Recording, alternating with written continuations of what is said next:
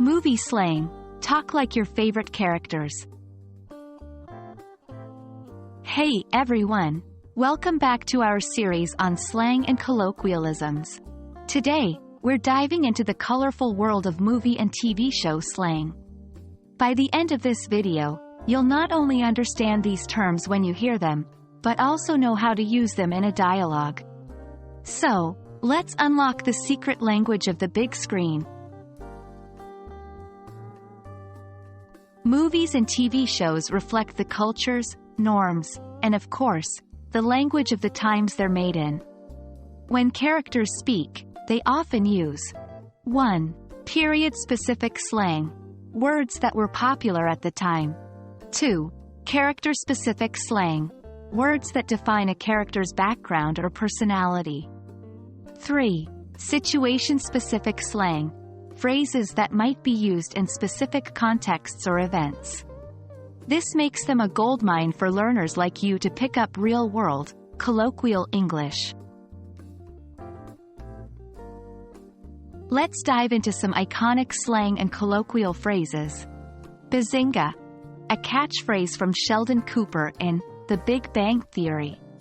It's his way of saying, "Gotcha. Keep the change, ya filthy animal." A humorous and slightly rude line from a fake movie in Home Alone. No cap, a recent slang meaning no lie or for real, popularized by various TV characters and musicians. On fleek, originally from a viral internet video, this means something looks perfect, especially eyebrows. These are just a drop in the bucket. The world of cinema offers countless such gems. Now, for the fun part. Let's craft some dialogues using the slang we learned. 1. Scenario, at a surprise party. 2. Person A, you really had no idea we were planning this? 3. Person B, no cap, I was totally clueless. 4. Scenario, complimenting a friend's makeover. 5. Person A, wow, your hair and makeup are on fleek today. 6. Person B, thank you. I tried a new stylist. 7. Scenario, playing a prank on a friend. 8. Person A, hides person B's belongings and then reveals them. 9. Person A, bazinga, look under your chair. 10. Person B, oh, you got me this time.